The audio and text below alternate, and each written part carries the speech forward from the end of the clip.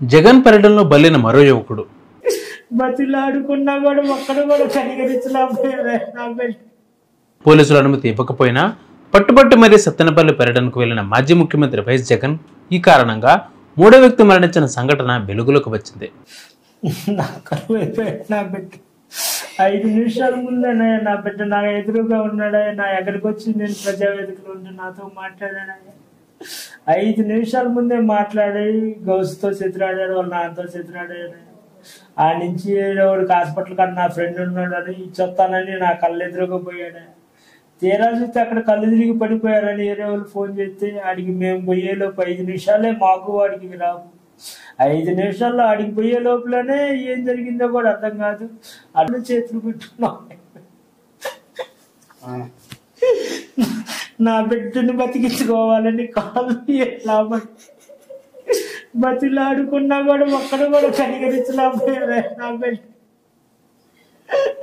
ఒక్క నిమిషం వ్యాపించి తాళుకు అట్టుబడి వ్యాపించి నడితే నా బిడ్డ నా ఎదురు కొద్దిగా బతికడానికి ఛాన్స్ ఉండేదేమని అనుకున్నాను. పాపం 40-50 మంది కుర్రోళ్ళు ఇటు నెట్టి అటు నెట్టి అడ్డం తిరిగిసినా కూడా ఎవరు కళ్ళు ఇచ్చుకొని ఆడికి ఆ సమయానికి ఆయన వచ్చాడయ్యా. నా బిడ్డ నా కళ్ళు ఎదురుకు లేకుండా తీరా హాస్పిటల్ పోయేసరికల్లా టైం దాటిపోయిందండి. 7:30 గంట దాకా పెట్టింది ఆ ట్రాఫిక్ నుంచి క్లియర్ చేసుకుని మేము ఊరు బయటకు పోయాలకి. ఆ టైం మొత్తం కూడా అక్కడ వెళ్ళిపోయింది. నా కళ్ళు నా కళ్ళు ఎదురుగా లేకుండా పోయాడు ఈరోజు. నా బిడ్డకి జరిగిన జరగ లాంటి పెట్టి లాంటి చేసి నా బిడ్డకి ఆ ట్రాఫిక్ సమస్య ఒకటి లేకుండా కొద్దిగా బతికేవాడని ఆశ ఉంటుందయ్యా నా బిడ్డకి. ఆ ఆశ కూడా లేకుండా చేశారయ్యా. నా బిడ్డ కరువు అయిపోయాడయ్యా. నాకు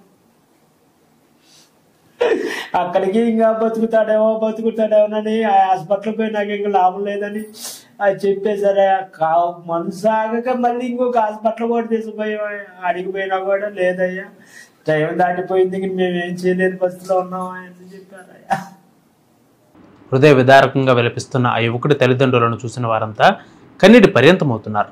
జగన్ సత్తెనపల్లి పర్యటన రోజు అంటే జూన్ 18వ తేదీన సత్తెనపల్లికి చెందిన 22 ఏళ్ల తెల్లజర్ల మధు అనే 22 సంవత్సరాల యువకుడు కళ్ళు తిరిగి పడిపోయాడు. దీనితో అతన్ని స్థానిక ప్రైవేట్ ఆసుపత్రికి తరలించారు. మధును పరీక్షించిన వైద్యులు అతనికి బ్రెయిన్ స్ట్రోక్ వచ్చిందని ధృవీకరించారు. మెరుగైన వైద్యం కోసం గుంటూరు తీసుకెళ్లమని సూచించారు. అంబులెన్స్లో మధును గుంటూరుకు తరలిస్తూ ఉన్నారు.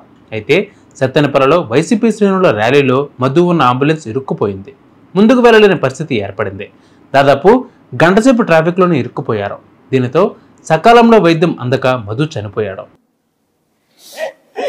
లాంటి పెట్టి లాంటి చేసి నా బిడ్డకి ఆ ట్రాఫిక్ సమస్య ఒకటి లేకుండా కొద్దిగా బతికేవాడని ఆశ ఉంటుందయ్యా. నా బిడ్డకి బతిలాడుకున్నా కూడా ఒక్కడు కూడా కనికరించలేకపోయారు. నా బిడ్డ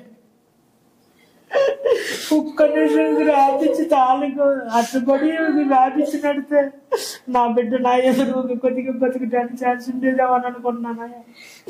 ముప్పాళ్ళ మండలం మాదల గ్రామానికి చెందిన తెల్లజర్ల మధు సత్తెనపల్లిలో తండ్రికి సహాయకంగా వాహనాల ఫైనాన్స్ వ్యాపారం చేస్తున్నాడు. ఈ నెల 18న స్థానిక సాయికృష్ణ ప్రైవేటు ఆసుపత్రిలో పనిచేస్తున్న స్నేహితుడికి ద్విచక్ర వాహనం ఇచ్చేందుకు వెళ్లి బ్రెయిన్ స్ట్రోక్తో ఒక్కసారిగా కుప్పకూలిపోయాడు.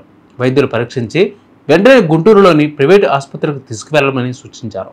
అంబులెన్స్లో మధు ఉండగా వైసీపీ కార్యకర్తలు అడ్డుకు వచ్చారు. కుటుంబ సభ్యులు ప్రాధేయపడ్డా కూడా ఎవరూ పక్కకు తప్పుకోలేదు. వైసీపీ కార్యకర్తలు అంబులెన్స్కు అడ్డంగా ఉండిపోయారు. మధు ప్రాణాపాయ స్థితిలో ఉన్నాడని చెప్పినా వైసీపీ వారు కనికరించలేదు.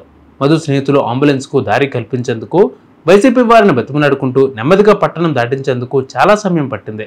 ఆసుపత్రికి తీసుకువెళ్లేసరికి 2 గంటల సమయం అయిపోయింది. అప్పటికే ఆ యువకుడు ఆపస్మారక స్థితికి వెళ్ళిపోయాడు. వైద్యులు అతనిని కాపాడేందుకు ప్రయత్నించినా ఫలితం లేకుండా పోయింది. చికిత్స పొందుతూ మర్నాడు అంటే 19న మృతి చెందాడు ఆ యువకుడు. వెంటనే ఆసుపత్రికి తీసుకువస్తే ప్రాణాలు నిలిచేవని వైద్యులు తెలిపారని బాధిత కుటుంబ సభ్యులు, స్నేహితులు ఆవేదన వ్యక్తం చేస్తున్నారు. చేతికంద వచ్చిన కుమారుడు వైసీపీ కార్యకర్తల మూర్ఖత్వం కారణంగా సకాలంలో వైద్యం అందక మరణించాడనే కఠోర వాస్తవాన్ని ఇప్పుడు ఎవరు జీర్ణించుకోలేకపోతున్నారు.